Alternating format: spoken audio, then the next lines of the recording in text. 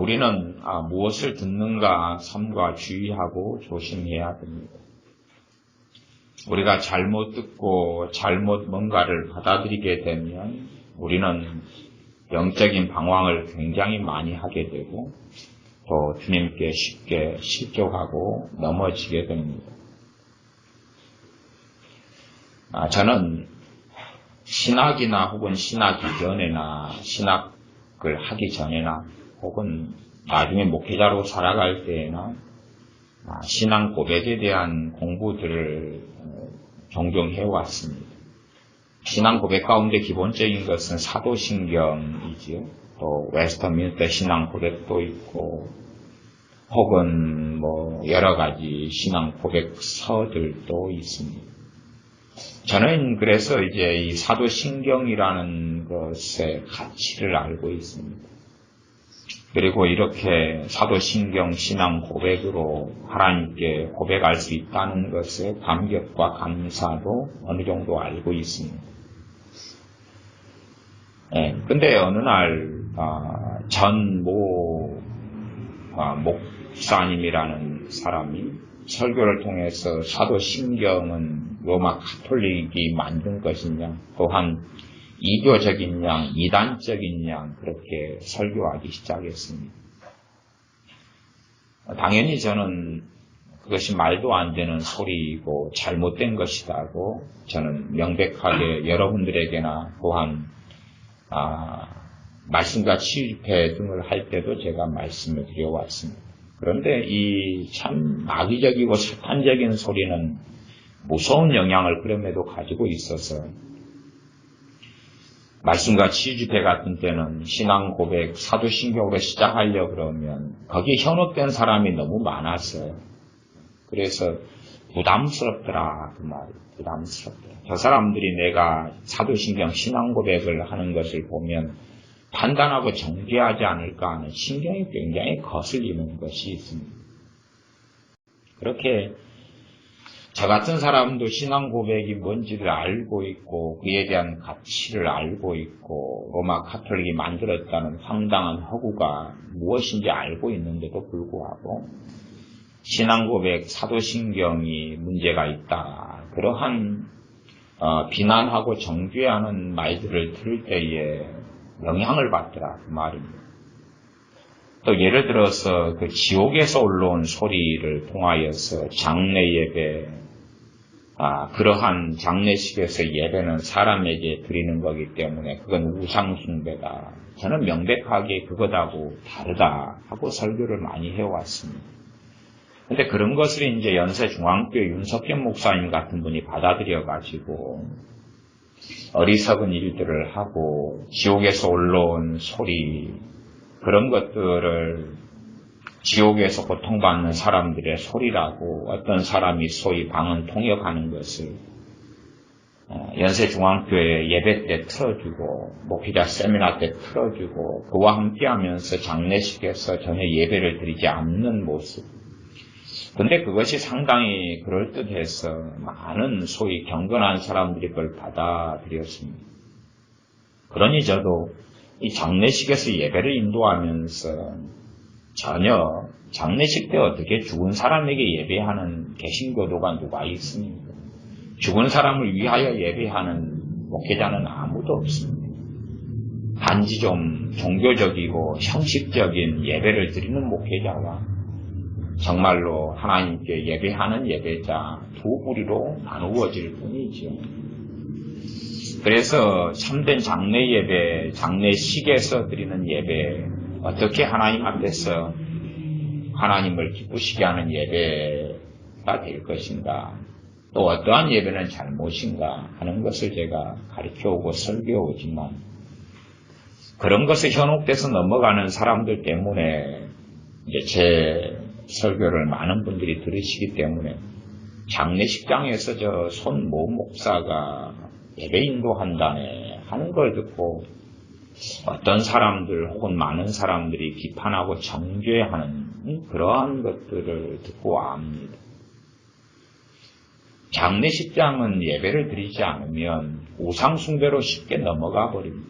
장례식장은 불신자들이 오기 때문에 복음을 전하는 자리고 주님을 증거하는 자리이기 때문에 어느 자리보다도 예배가 필요합니다.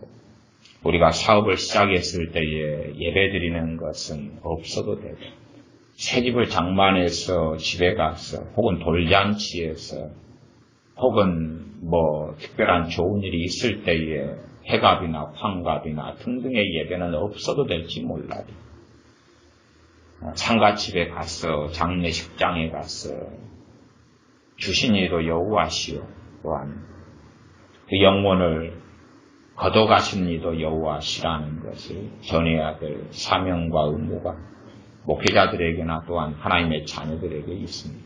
그러나 그러한 이야기들 잘못된 것은 얼마나 우리의 뱃속 깊은 곳에 들어가는지 그래서 명백하게 무엇이 옳고 그른가 나아가서 일제시대에 우리의 믿음의 선배님들 소위 손양원 목사님이나 주기철 목사님 같은 분들이 장례식에서 이 한민족의 완고하고 완악한 우상성을 무너뜨리기 위해서 기독교 장례 예식과 예배를 가지고 들어오기 위하여 믿음의 선배들이 얼마나 고생했는지 얼마나 힘든 투쟁과 싸움을 싸워서 이제는 장례 예식, 기독교 예식이라는 걸 만들었는지를 압니다. 어리석은 사람들은 그런 것을 살피거나 과거 역사를 되돌아보지 않겠지만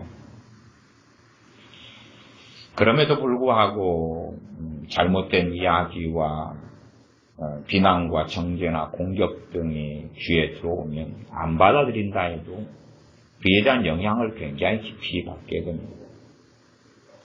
저는 과거에 신학대학원을 저야 이제 2군데를 나왔습니다만은 한 군데에 과거에 개혁교단인데 지금은 이제 합동인데 신학대학원을 다닐 때에 그랬습니다. 신학대학원을 다니니까 골명이 칼빈주의고 골명이 장로교고 저도 또 제가 어릴 때부터 자라서 청년 시절까지 또 청년 회장까지 했던 교회가 대한예수교 장로의 개혁 교단에 속한 교회고 지금 합동입니다만은 그렇기 때문에 제가 간 신학교도 개혁교단의 신학대학원을 갔고 그 개혁교단이 본래 합동해서 1979년에 갈라졌기 때문에 다시 연합운동이 일어나서 합쳐져서 지금은 합동이 됐습니다. 그럼에도 불구하고 신학교에서 가리키는 많은 것들이 좀 이상하고 이상해서 그것 때문에 상당히 많은 번뇌가 일어나고 또 이 마음 안에서 변론이 일어나는 많은 것들을 경험했습니다. 마음 안에 변론이 일어나고 왜냐하면 신학의 모든 것을 예정을 중심으로 가리키기 때문에 성경 66권을 무조건 예정으로 풀더라 그 말이지. 도대체 저 황당무계한 괴물 같은 이야기가 어디서 나왔는가. 그렇지만은 그것이 쉽게 마음속에 파고 들어와서 그전에는 그런 병이 없었는데 성경만 읽으면 이 본문을 가지고 예정으로 어떻게 풀거나 변론할 수 있을까 하는 변론이 자꾸만 제 마음에서 일어나는 것입니다. 또 신학대학원을 맨 처음에 가서 이 성경 그렇게 앞에 보시면 성경전서이 되어 있습니다. 성경전서. 그래서 줄임말로 성서가 되죠. 성경전서. 성서. 또 대한성서공회에서 성경을 발간합니다. 그런데 신학교에서 제가 세미나를 하는데 제가 발표를 하고 대학원 때 세미나를 하는데 저는 이제 계속 장학생으로 지냈고 그래서 소위 한 120명 가운데 한 3명 이런 정도 안에 들어가는 그런 성적을 거두었기 때문에 이제 그런 또 발표들을 해야지만이 플러스 가산점이 있고 성격을 잘 받기 때문에 제가 시간 되면 좀 했는데 어쨌든 발표를 했더니 본과생 신학교 4년을 마치고 대학원을 온 본과생하고 저같이 일반대 출신인 타교생하고 구별이 있는데 구별이 있습니다. 타당이 있는데 이제 이 본과생 중에 한 전도사님이 제게 와서 그러더라고요. 전도사님, 신학대학원생이 되면 다 전도사님이 됩니다. 사역을 하든 안 하든 간에. 전도사님, 당신이 세미나 때 성서라는 단어를 사용했는데 성서는 잘못된 겁니다. 성서는 잘못된 겁니다. 라고 정죄를 하더라고요. 성경이란 단어를 사용해야지 성서는 성경적이 아닙니다. 그래서 제가 반론을 제기하면서 말이 되지 않는 소리를 하지 말아라 그랬는데도 이제 성서란 단어를 못 사용하겠더라고요. 얘기하면 그 단어를 사용하면 저 전도사가 앉아서 정죄한다는 것을 아니까.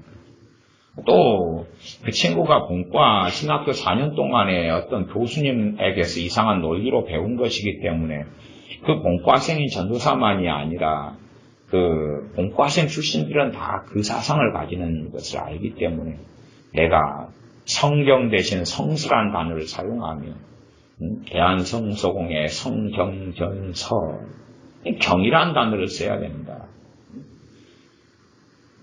서자는 서란 단어가 들어가면 너무 수준이 낮다. 뭐 등등의 견해를 가지고 말하는 거죠. 그런데 영향을 받더라 그 말은.